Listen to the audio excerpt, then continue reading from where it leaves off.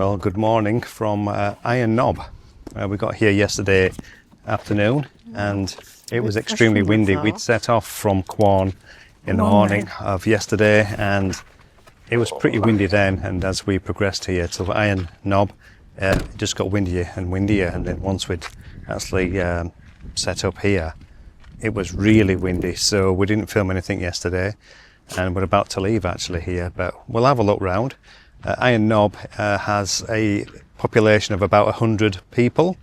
It's was mining orientated.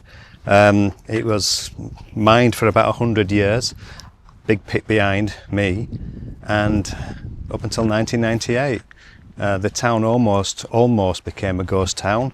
There's still people here, like I said, there's about 100 people here, and life still goes on in this town. So it's a donation site here, $10 for the night.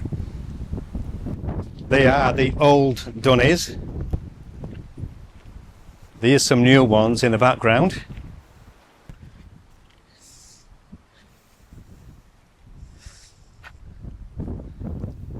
There's sort of a camp kitchen type here. Plenty of room for guests. They must be expecting a lot of people, Catherine. There's a toaster. What's that other thing next to the toaster? I'd say it's like the a dehumidifier. no, like The a mister? diffuser. Diffuser. I think. Barbecue. Sink area. Workbench. What's them? Books and... Books.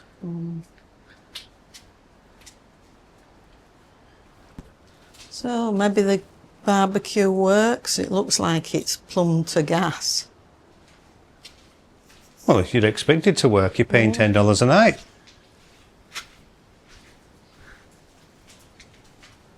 Bit of a mess.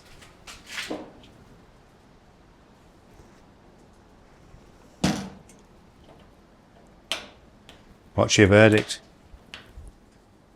I think so. I think there's gas. And take a look at these I saw earlier today. So them sleepers have been there how many years? They look pretty old. And then on the horizon there, that's the mine. So we've had a look at some photographs and you can see the pit. So they actually do a tour here as well. And I think it's $5. And you can do a tour of the pit. And the town was named Iron Knob due to its proximity to iron ore, hence that big mound I've just shown you. The big mound actually is Iron Monarch, and that's what they term these things. I'm not a miner, it's just what I've read. We're just about to head into Nobby's Park. We've got a play area for the kids, and then down just by those flags, or the Australian flag, is a memorial to people who are being lost to the war years.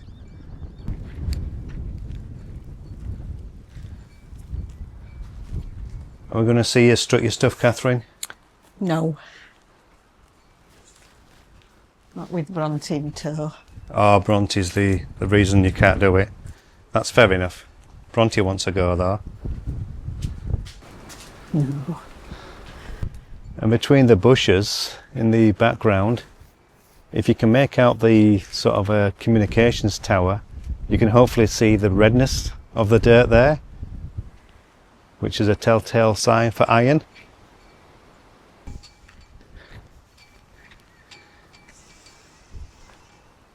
This is the memorial.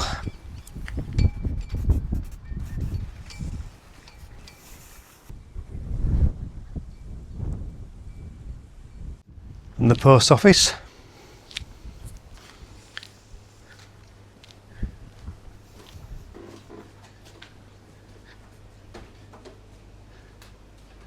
With postcode 5611. And they even have a fridge here Please be honest and don't steal, it says on it. Just see if it's actually working. Does it say it's working? Did you say it's working? Yeah.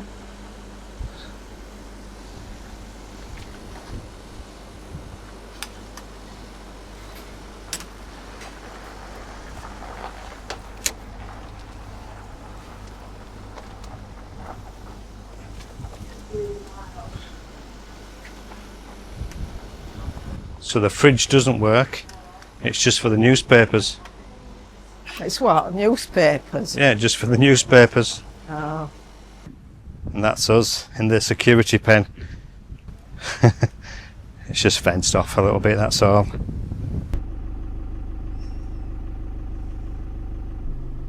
Just a little bit closer now to the actual mine top.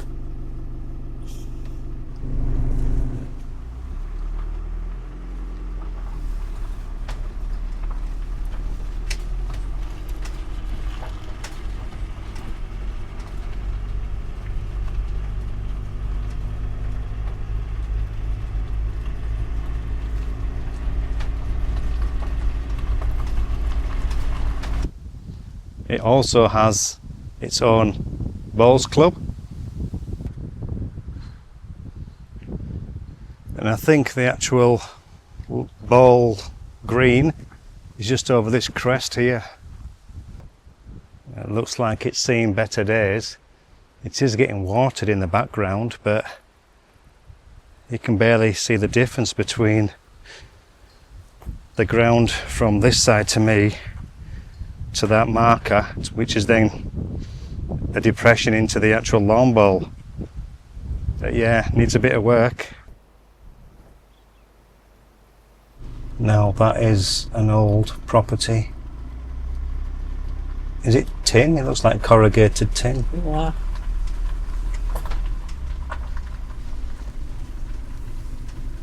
A doer-upper. Yeah?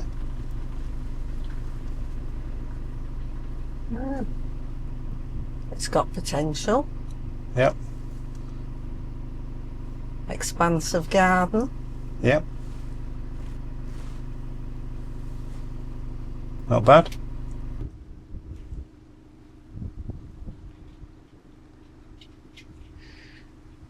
This here used to be the Iron Knob Hotel. I've read that this actually closed in 2013. I also read that it had been demolished. So it's still standing, but not running commercially any longer. And that is Betty. And this service station has obviously seen better days as well.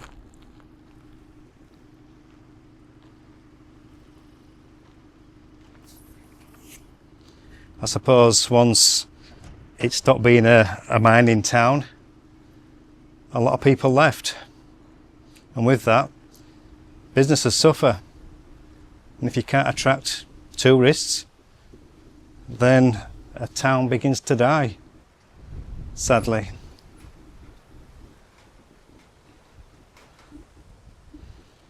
Was that the very last dispensing of the fuel?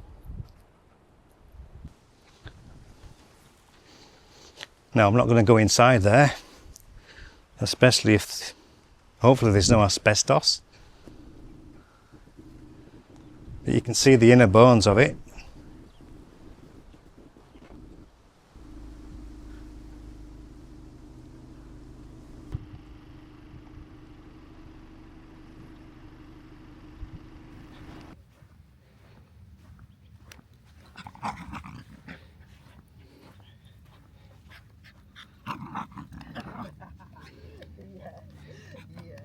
Always got some wet bars. Always got some wet bars, eh? In Kimber for the night last night. Very good facilities. We'll have a look around very shortly. There's a big oval to my right, and I'm coming to this graphic, this building with a nice big picture on it. Take a look at this.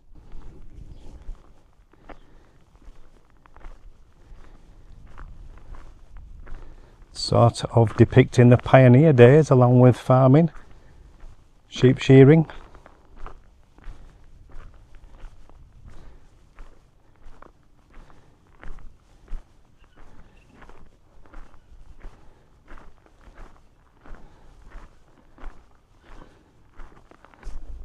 Nicely put together.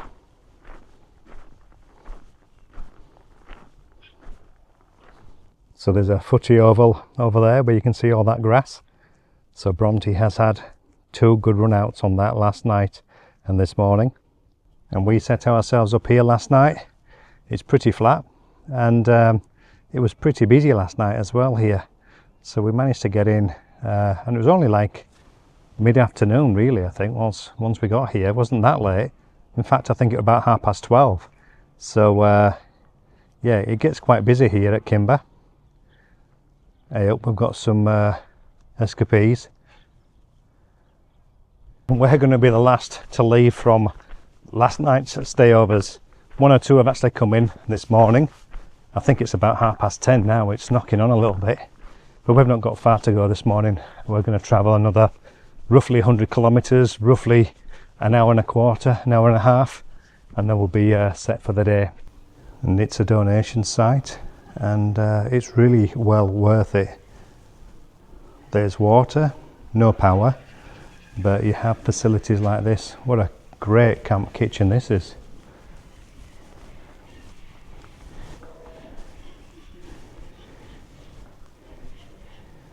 Little book library.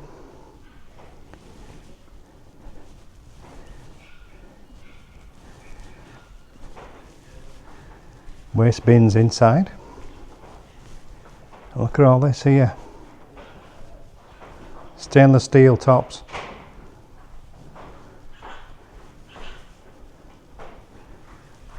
Fantastic. Barbecues. Lakeland Terrier. Mrs. V.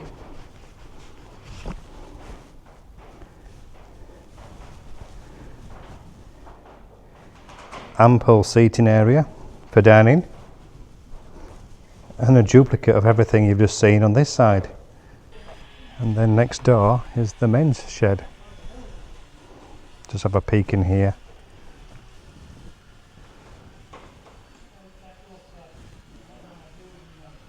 Bronte, Bronte, hey, Bronte, come on. Bye bye. Bye bye. Bye bye. See ya. Bye bye. Oh, here she comes. Wait, come here. Come on. You're into the men's shed. And there's a couple of places to make your donations as well. So very good facilities. And I think they anticipate $10 a night. That seems to be the go. So that's the entry and exit with those arches there. And just to the left of this little pop-up is some potable water as well, which is for use. So we might just top up there just before we set off. Again, potable water to the left by the tank. Donations box. And then the bathrooms. I think there is some showers or a shower room here as well, and I think it was only $1 for a shower, but I think you only get about 2 minutes. 2021 South Australian Agricultural Town of the Year. A nice piece of silent art in the night time. And this is what it looks like from the daytime. It is a Wednesday morning. There's a few locals about, and this looks quite a neat place. Workshop 26.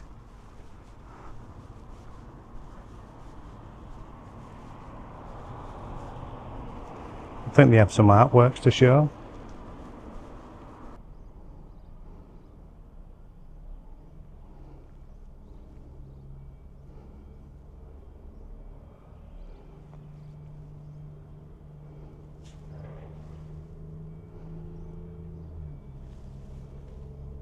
And there is a sign somewhere around here that states this is halfway across Australia. I don't know if it's actually a fact, but they've got some sort of signage to suggest so. We haven't seen it yet. We had a coffee here at Eileen's yesterday. That was very good. And a piece of nut slice. It's a nice building with the artwork.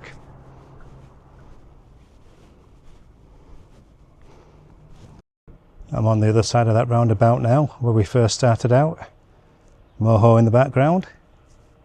And then onto the Kimber Gateway Hotel. We actually walked past there last night and had a look inside.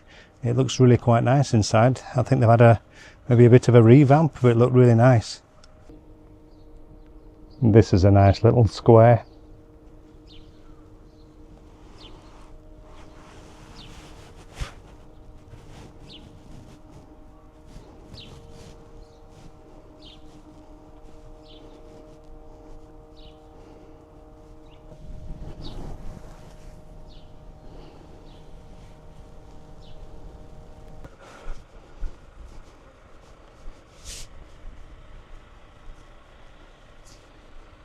Kimber Post Office, postcode 5641.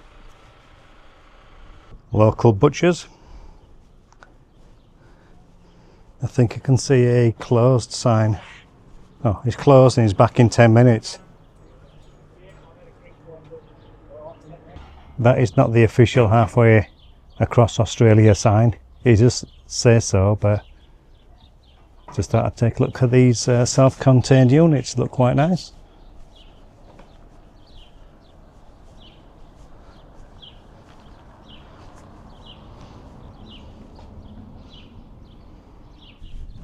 When I'm walking around with my jacket on, there's really no need actually. It's quite warm, but I've no spare hands to hold my jacket.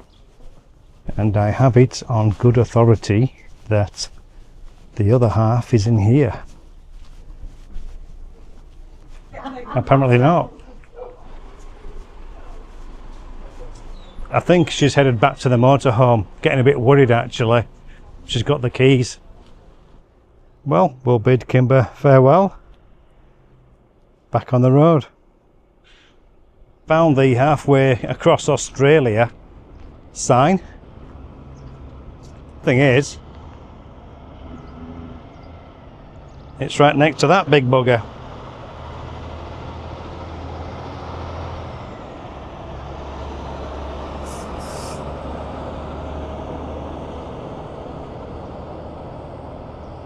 So last night and this morning we realised we had a bit of an issue with the fridge. Catherine will take it from here. So it's a Thetford freeway fridge, and when we arrived at the RV site at Kimber yesterday, we were free camping, so we put it onto gas. Later in the afternoon we noticed that the display was on, which normally you don't see the display when the fridge is running, but the blue light was on to show that it was working, and it was working. So we didn't worry about it. It didn't seem to want to turn off. And then this morning when we were leaving and we turned the gas off and we're going to put the power source over to the battery, we couldn't do anything with the fridge. The power didn't turn off. It was stuck on showing gas source. So we thought, hey up, there's a problem. We tried a soft reset, a hard reset, and still no go. So we just set off, didn't we? Just said, leave it for later and have a think about it, really. Oh, we'd also unplugged the fridge from the mains as such and left it unplugged to like maybe do a reset that way. Is that part of that hard reset? I think it's part of it, isn't it? But sort of, yeah. And then we got into Wudinna, parked up, and then gave it a go, didn't we? So I wondered whether it wouldn't be something to do with the fuse. So Catherine was outside. What were you doing outside at the time? I was looking at the bottom, behind the grill of the bottom part of the fridge, because there's a fuse there that they say you might need to do something with to reset it. And I actually looked at the fuse internals and I undid it, had a look at the fuse itself. It was fine. It's a 10 amp fuse for that fridge. And then put it back in, and then Catherine says, what do you do there? Because I can hear the gas kicking in now to try and get the fridge going. I'd already taken it back out again because I didn't look at the display, so I just looked at the display when the fridge was off, and obviously nothing there. It was no display because it was completely zero power at that point. So when I did plug it in again, I said, what's it doing now? And Catherine said, gas is coming back on again. And all is good. There's no display, there's the blue light, the fridge is cooling, so disaster averted. Apparently it's about $400 to get a new control panel display, so... Is it, you were panicking that much that you were looking how much the control? What people said, yeah. Nah. And that's basically it. We were okay with that. There was something else I was going to mention, but old age and all that. It's a beggar. The impressive actually is that we're sat in a coffee shop quite late in the day actually. About 3:15 we put our order in just for a coffee, vanilla ice cream milkshake. Has it got ice cream in it? Or is it just a straight vanilla milkshake? I think it's got some ice cream in. And an apple slice to share, and it's open. So closes at 4 p.m. So Carl and Angie, a 4 o'clock finish at a bakery. Pretty impressive. And that's where we had a nice coffee and the milkshake, a nice apple slice, Wudinna bakery. Well, I was hoping to pick up some steak for me and Bronte, but he's closed as the butcher. Closed? It's open. Oh, it's open. It's in there. Well, because I couldn't see in, I thought it were closed. It's open Monday to Friday, 8 till 5. Purchased some frying steak for the little doggy, and me as well. Not such a traditional looking pub actually, or hotel, motel. Got the pokies. We're actually looking for cider. Well, that door's open. Which door? That one. Sort of telly was on. Is that the sip and save? I don't know, it's hotel. And sadly no silo art here in Wudinna. We've been to a few places though that actually have, so it looks good when they do it. I think the garage has closed down here. And at the side of the garage, got all this well patinaed paintwork, or paint on the building.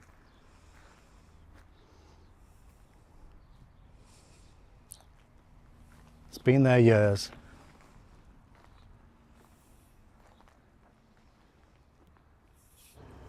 Some interesting benches.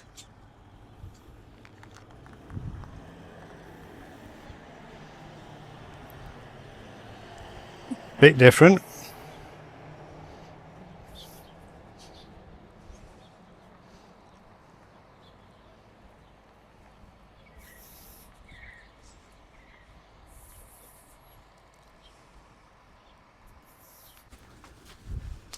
Nice finds. Well, this is or was a coffee shop, cafe, and that's pretty much Wudinna. Or is it Wudinna? Wudinna. And we are now in the showgrounds, and this is where they'll do some auctions for cattle or sheep or whatever.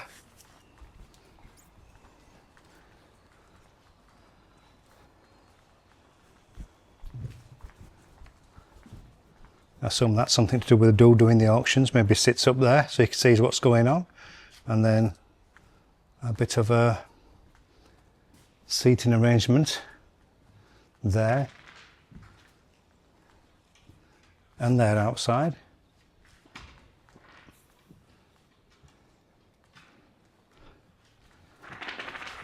I think they might even do sheep shearing competitions here because of these numbers here.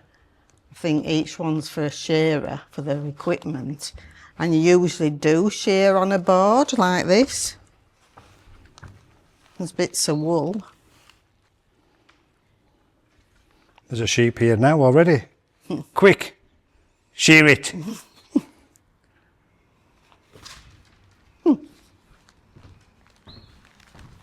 2, 3, 4. And we're parked right next to this massive shed.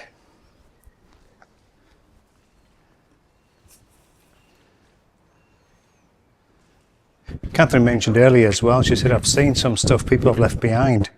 Like, what do you mean someone's left some stuff behind? Well, it seems like some people have left some stuff behind. Jumpers. Hat. Noodle. Baseball caps.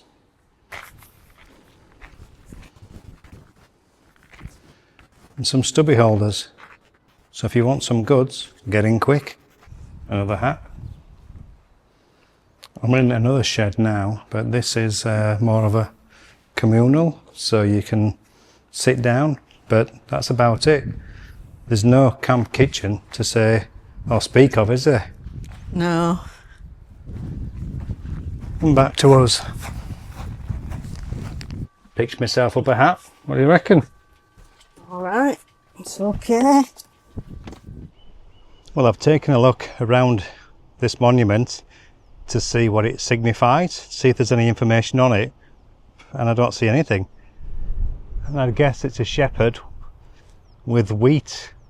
Obviously some significance to wheat, but I think it's pretty much the same all the way around.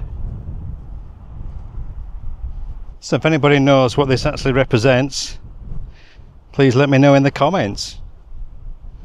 In Wudinna, what does this monument represent?